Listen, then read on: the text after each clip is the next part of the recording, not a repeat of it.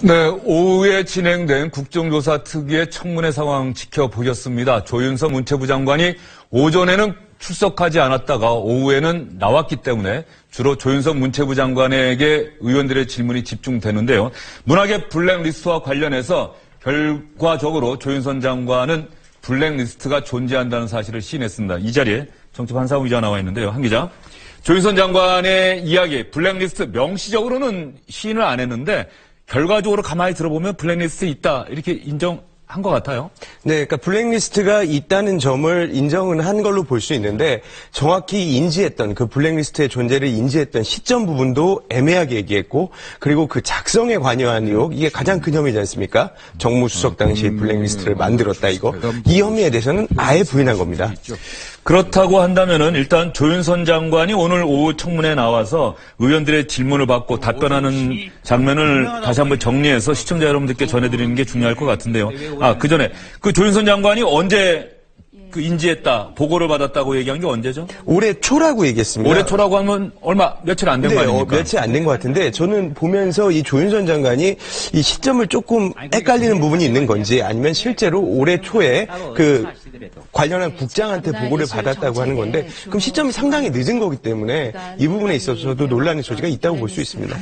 그러면 조윤선 장관이 오늘 오후 청문회에 나와서 조금씩 입장이 변하고 말이 달라지는 부분이 있습니다. 처음에 정의당 윤소아 의원의 질문에 조윤선 장관이 답변하는 모습 보시면 조윤선 장관이 저는 위증죄로 고발된 상태이기 때문에 말씀드릴 수 없습니다만 반복하는 그런 모습 한번 보실 수 있을 거예요. 한번 보시죠.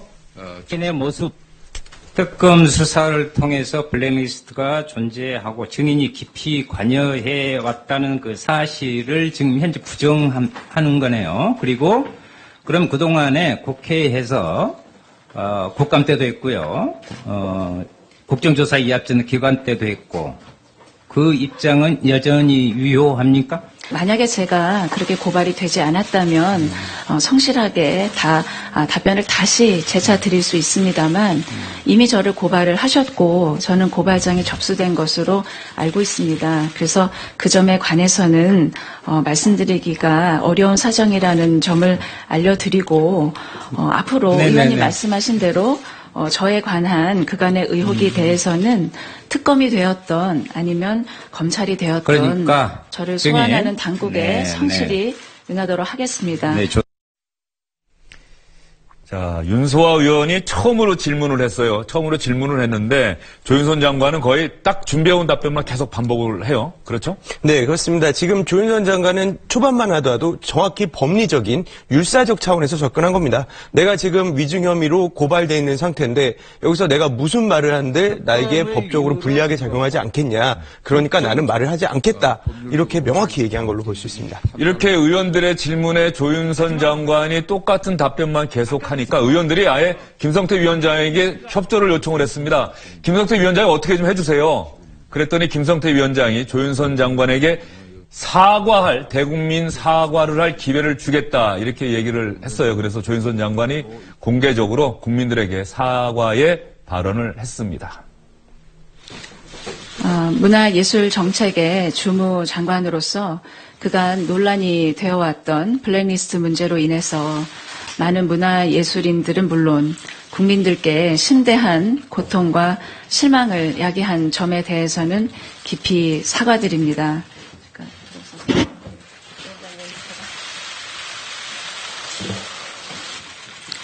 그간 문체부가 이를 스스로 철저히 조사해서 전모를 확인하지 못하고 리스트에 대해서 명확하게 밝히지 못한 것은 저의 불찰입니다.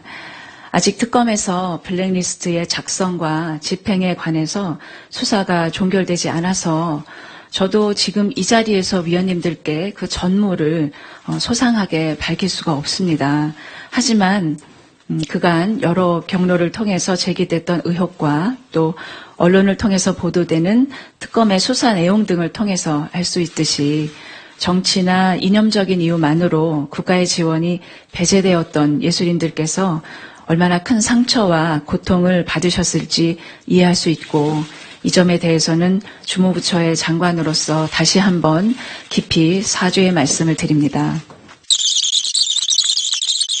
이제 곧 특검 수사가 마무리되는 대로 논란이 된 블랙리스트 문제는 100일 하에 밝혀질 것이라고 기대합니다. 다시 한번 문화예술계 및 국민 여러분께 이 문제에 대해서 깊이 사과드립니다.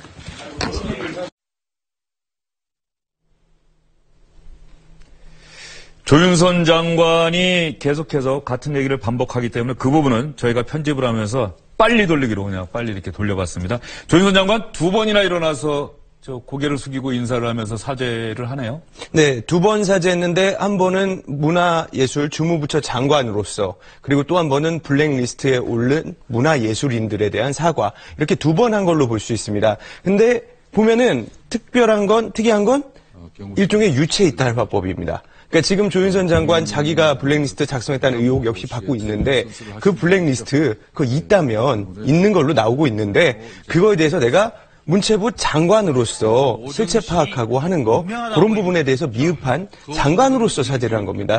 이거는 그러니까 근본적인 자기의 의혹에 대한 사죄라고 그렇게 보기는 어려운 상황입니다. 지금 한 기자가 얘기한 대로 그래서 지켜보던 의원들이 상당히 격앙이 됐습니다.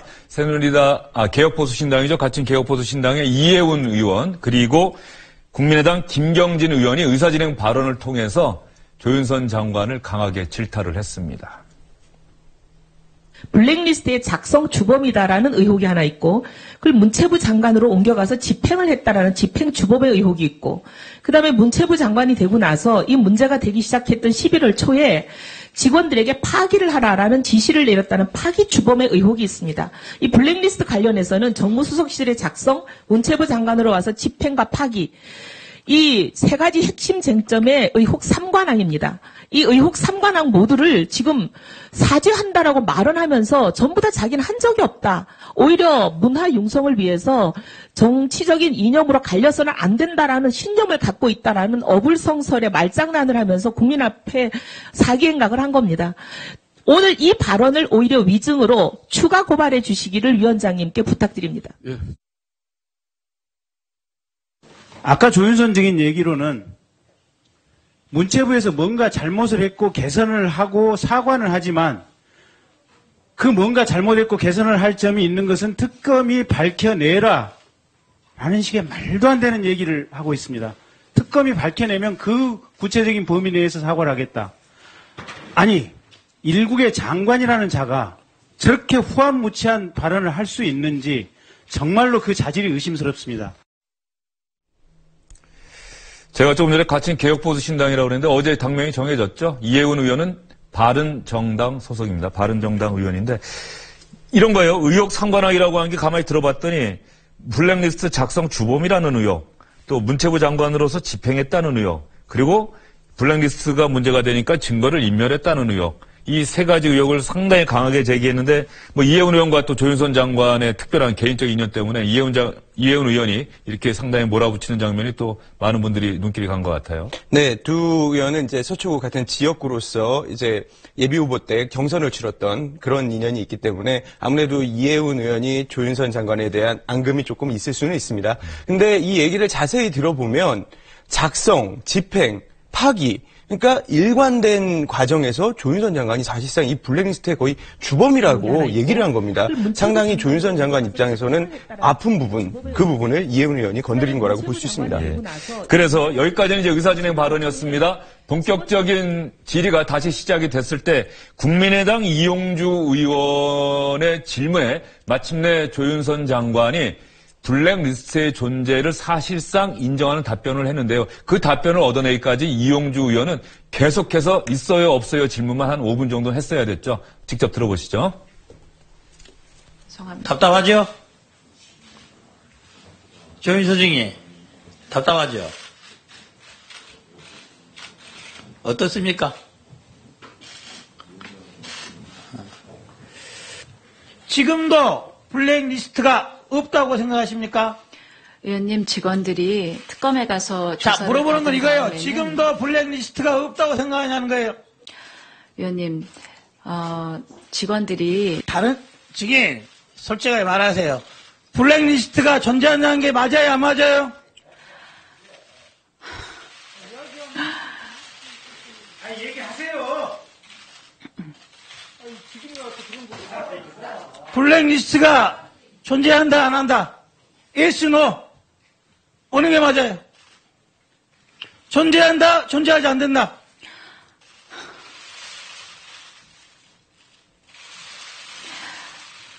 그 예술인들의 지원을 배제하는 그런 명단은 있었던 것으로 판단이 되고 있습니다. 자, 좋아요. 뭐 그 정도까지는 제가 받을 수 있어요. 자. 바로 이 부분이에요. 그래서 이용주 의원의 질의에 그동안은 블랙리스트 관련해서는 위증죄로 고발됐기 때문에 제가 답변 드릴 수 없습니다. 양해해 주세요라고 하다가 이용주 의원이 계속 몰아붙이니까는 한숨을 몇 번 쉬더니 대답을 해요. 네, 그렇습니다. 지금 블랙리스트, 이거 사실 어감 안 좋지 않습니까? 그래서 조윤선 장관이 한 말이 예술인들의 지원을 배제하는 리스트, 이렇게 바꿉니다. 자, 이게 바로 블랙리스트 아니겠습니까? 그리고 이용주 의원이 질문을 블랙리스트 있습니까 없습니까로 하는 게 아니고 지금도 없다고 생각하세요. 이렇게 보면서 여러 번 바꿔가면서까지 질문을 합니다. 그러니까 결국에는 어떻습니까? 계속되는 질문에 인정을 했다, 이렇게 볼 수 있는 겁니다.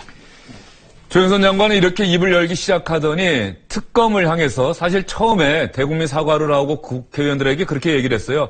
특검이나 검찰에서 이 부분을 명확하게 밝힐 것이고 자기는 그쪽 수사에 협조하겠다 이렇게 얘기를 했는데 이런 얘기까지 했습니다. 왜 특검이 빨리 자기를 소환하지 않는지는 모르겠다 이런 얘기까지 했는데요. 이 부분도 한번 들어보시죠. 윤선 정인이 수석으로 있을 때 밑에 같이 근무했던 두 비서관은 모두 블랙리스트 관련된 사항으로 특검에서 피의자 신분으로 지금 조사를 받았고요. 네. 동료였던 김상률 교문수석도 마찬가지. 또 당시에 문체부 장관 또 김종덕 장관도 마찬가지. 다 똑같습니다. 오직 지금 남아있는 사람은 김기춘 전 비서실장과 우리 조윤선 정인 두 사람입니다. 이 점에 대해서는 그럼 조윤선 정인은 자기와 같이 근무하는 비서관들도 우리 조윤선 정인 모르게 교문수석한테 자료를 전달하고 그 자료가 문체부에 전달했다는 이런 과정을 지금 인정하는 겁니까? 의원님, 저는 이 작성 경위와 누가 그 작성에 어떤 역할을 했는지 지금도 모릅니다. 그것을 모두 알고 있는 것은 제 생각에는 지금 특검이 모든 사람을 조사했기 때문에 특검만이 그 사실을 알고 있다고 생각합니다. 그 문제는 정무수석실의 업무가 아니었었기 때문에 저는 정무수석을 역임하면서 그 문제를 인수인계를 받은 적도 없고 보고를 받은 적도 없고. 그러면 조윤선 정인만 빼놓고 바로 김기춘 전 실장이 그 정무수석실의 비서관들한테 지시를 하고 그 지시가 작성이 이루어진 부분이 교문수석에 전달되고 이런 과정을 그럼 인정하시는 겁니까? 그렇게 돼서 가능성이 있습니까? 저는 그 작성 경위나 이 전달 경위를 전혀 모르기 때문에 저는 뭐라고 거기에 대해서는 드릴 답변이 없습니다. 그러니까 우리 조윤선 정인 이제 그런 부분들이 너무나 상식적이지 저는 못하다. 오히려 그렇기 때문에 이제까지 모든 분들을 조사를 한 특검에서 왜 저를 빨리 소환해서 이런 사실관계를 밝히지 알겠습니다. 않는지 의아하고. 한 가지만 더 묻겠습니다. 자, 바로 저 부분이에요. 조윤선 장관이 사실상 블랙리스트의 존재는 인정을 했는데 그 작성 경위나 이런 내용은 나는 보고받지도 못했고 모른다라는 답변을 반복하다 보니 마침내 그런 얘기까지 나오는 거예요.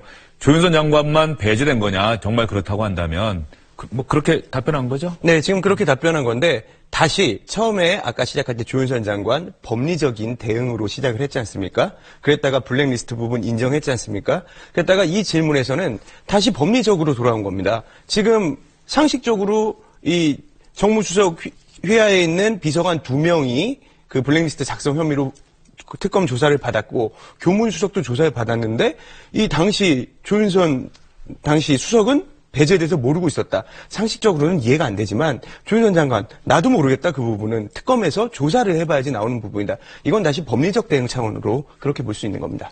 네. 블랙리스트와 관련해서 조윤선 장관이 사실상 존재를 인정했고 물론 본인이 작성 과정도 모르고 자기가 보고받은 시점도 최근에서야 보고받았다 이렇게 전제를 하긴 했습니다만 어쨌든 간에 인정을 했는데 왜 특검에서 빨리 자기를 소환하지 않는지 모르겠다. 소환해서 조사한다면 모든 게 밝혀질 것이다. 조윤선 장관은 그렇게 얘기를 했습니다. 민주당의 도종환 의원은 조윤선 장관이 이렇게 얘기를 하니까 최근에 국정원이 개입했다는 의혹이 계속해서 제기되지 않았습니까? SBS 8시 뉴스를 통해서 특별취재팀에서 계속해서 이 의혹을 제기했었는데요. 국정원 관련한 질문을 던졌습니다. 조윤선 장관은 뭐라고 답변했을까요? 문화예술위원들이 추천을 해서 책임심의위원을 선정하면 해당 기관에서 그분들에 대한 신상 파악을 해서 된다 안 된다는 얘기가 나오고 있습니다. 그래서 그 과정에서 책임심의위원이 탈락하는 경우도 있습니다. 이런 회의록에 나오는 내용이 있어요. 해당 기관이 어딜까요? 국정원이겠죠? 저 부분은 제가 잘 내용을 모르겠습니다. 해당 기관은 왜 신상 파악을 할까요? 심의위원들의 신상 파악을. K라고 되어 있는데 여기 K는 뭐고 B는 뭘까요? K는 국정원, B는 BH 아닐까요? 1차관이 이 고선홍이라는 사람이 블랙리스트에 들어가 있는데 푸르른 날에라는 5.18 관련 연극을 연출하는 바람에 블랙리스트가 됐어요. 그런데 이 사람이 만든 다른 작품 조씨 고아라는 작품을 가보니까 너무 좋은 거예요. 직원한테 야 이런 작품을 전국에 이렇게 공연할 수 있도록 하자 그랬더니 직원이 블랙리스트에 들어있는데요? 라고 말을 해요. 깜짝 놀라서 B에다 전화를 합니다. BH에 전화를 해서 비서관한테 이 사람 좀 빼주라 이렇게 얘기를 해요. 작품이 너무 좋다. 그러니까 그렇습니까? 그럼 차관님 의견대로 하시죠. 그래 다시 국정원 IO한테 K에 전화를 해요. 이 사람 작품이 너무 좋은데 블랙리스트 빼주면 안 되겠습니까? 아 그러세요? 차관님 그렇게 말씀하시면 빼드리죠. 그래서 양해를 하는 거예요. 양해를 하고 난 뒤에 이제 블랙리스트 빠졌어요. 원래. 자, 이제 이렇게 조윤선 장관의 답변을 들어봤는데요. 이제 조금 있으면은 한 10분 정도 있으면 다시 또 추가 질의가 시작이 될 텐데 어떤 부분들을 계속 물어볼까요? 역시 블랙리스트 계속 질문하겠죠? 네, 일단 블랙리스트 부분에 대해서 이제 조윤선 장관이 조금씩 시인을 하는 부분도 있고 약간의 틈새가 보이기 시작합니다. 이제 법률적으로도 틈새가 보이는 부분도 있고 그래서 그 틈새를 파고드는 질문들 계속 이어질 거고요. 그다음에 지금 출석하지 않은 박상진 삼성전자 사장, 그 정유라 승마 특혜 지원의 바로 계약 당사자지 않습니까? 지금 그 입원한 병원에 지금 위원 중에 한 명이 갔습니다. 가서 어떤 얘기 듣고 어떻게 오는지 그 부분의 내용도 나올 걸로 보입니다. 아, 박상진 사장이 오늘 불출석 사유서를 내고 오질 않았는데 지금 삼성병원인가요? 병원으로 네네. 의원을 보냈다고요, 대표로? 네, 맞습니다. 아, 박상진 의원한테는 역시 그 최순실 씨 딸 정유라 씨 지원 의혹, 그 과정 뭐 이런 것들을 물어보겠죠? 네, 그렇습니다. 이 정유라 지원의 대가성이 있었는지 그리고 정유라 오늘 노승일 부장은 얘기했지 않습니까? 운동선수로서는 사실 실력이 상당히 떨어진다. 그런 사람한테 도쿄올림픽 금메달을 기대하고 그 많은 거액을 지원해줬다는 그 배경, 그 이유가 뭔지 그거에 대해서 들어보러 가겠다는 겁니다. 네, 한 기자 수고 많으셨어요. 지금까지 정치반상훈 기자와 함께 오후에 있었던 국회 국정조사 특위의 청문회 상황, 조윤선 문체부 장관이 사실상 문학의 블랙리스트의 존재를 인정했다는 내용 여러분께 전해드렸습니다.